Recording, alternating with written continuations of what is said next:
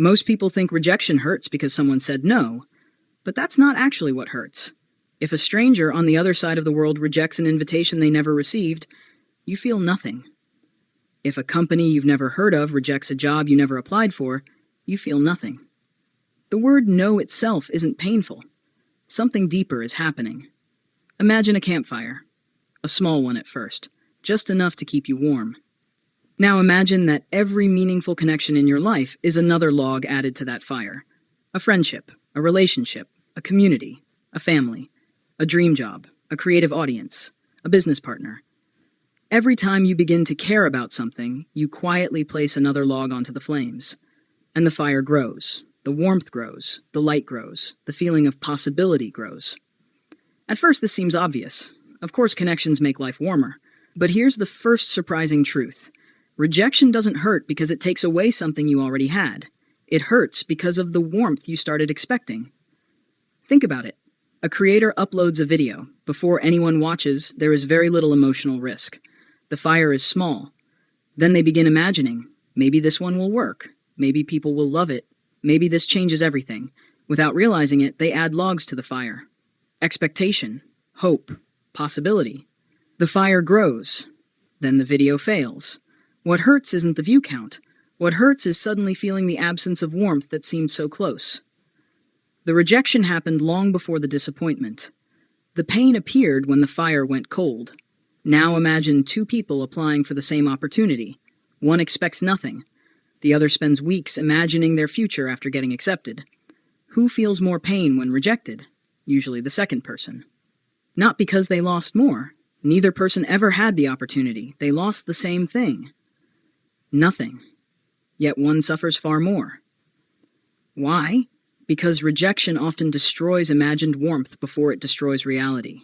And that's strange, because most people think rejection is about the present. Often it's actually about the future you pictured, the future you rehearsed, the future you emotionally moved into before it arrived. A relationship ends, a dream job disappears, an opportunity vanishes. And suddenly you're not mourning what existed. You're mourning the fire that would have existed, the future warmth that never got the chance to become real. Now, picture a traveler crossing a cold wilderness. Far away, they spot a fire glowing in the distance. Immediately, they feel better. They haven't reached the fire. They haven't touched its warmth. But simply knowing it's there changes how they feel. Then imagine discovering it was an illusion. The cold suddenly feels worse. Not because the temperature changed, because hope disappeared. This is why rejection can feel disproportionately painful. It doesn't just remove possibilities, it removes emotional shelter. And this leads to another realization. Most people think rejection is evidence of not being wanted, but that's often not true. Imagine hundreds of travelers gathered around different campfires. One fire is crowded, another is almost empty. Does the crowded fire have more value? Not necessarily. It may simply fit more people. A company rejects a candidate. A publisher rejects a manuscript. A person declines a relationship. The mind immediately translates this into a verdict. I wasn't good enough. But rejection rarely contains that much information. Many campfires are built for specific purposes. Some burn hot. Some burn slow. Some are meant for cooking. Some are meant for warmth. Not every fire is meant for every traveler.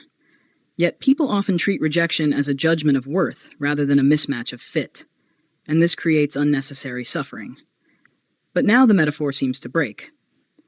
Because if rejection is merely losing expected warmth, why does social rejection feel so much worse than practical rejection?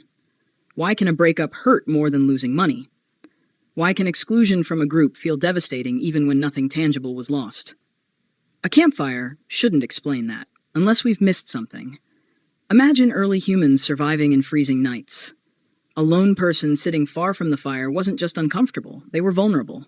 The fire wasn't merely warmth, it was protection, safety, belonging, survival. Being welcomed near the fire meant living. Being pushed away meant danger. For thousands of years, the human brain learned a simple equation. Near the fire equals safe. Away from the fire equals risk. That ancient equation still exists inside us. Which means rejection doesn't always feel like losing approval. Sometimes it feels like losing safety. A friend stops calling.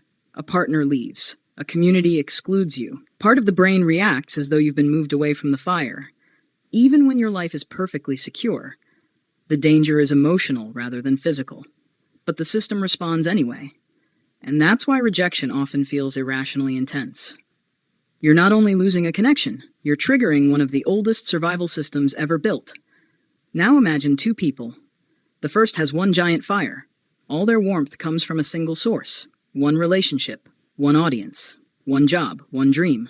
The second person has many smaller fires. Friends, family, hobbies, purpose, community, learning. Which person suffers more when one fire goes out? The answer becomes obvious. The first person doesn't just lose warmth.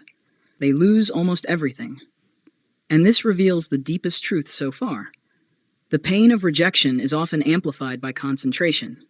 When too much warmth comes from one place, every rejection feels catastrophic. Not because the rejection itself is larger, because there are no other fires nearby.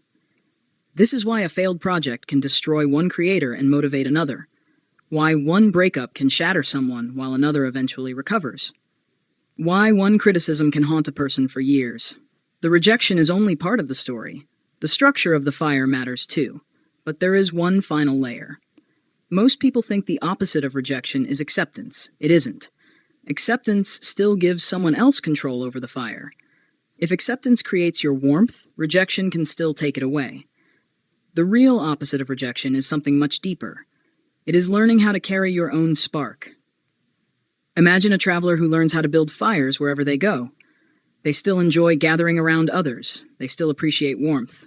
They still value connection. But they no longer depend on a single distant flame for survival. A relationship becomes a gift rather than a necessity. An opportunity becomes exciting rather than life-defining. A compliment becomes pleasant rather than essential. Rejection still stings, but it no longer freezes them. And that's the final realization. Rejection hurts because every meaningful hope begins by adding wood to a fire. The more we care, the larger the fire grows. The more warmth we imagine, the more future we can see inside the flames. When rejection happens, the pain isn't simply hearing no. It's watching a fire go dark that you had already started warming your hands beside. But the people who recover aren't the ones who never lose fires. They're the ones who eventually discover something deeper. That warmth was never meant to come from only one flame. And when you stop treating every campfire as your last source of light, rejection transforms. It becomes what it always was. Not proof that you are unworthy. Not evidence that you don't belong. Just one fire in a world still filled with places where warmth can be found, shared, and created again.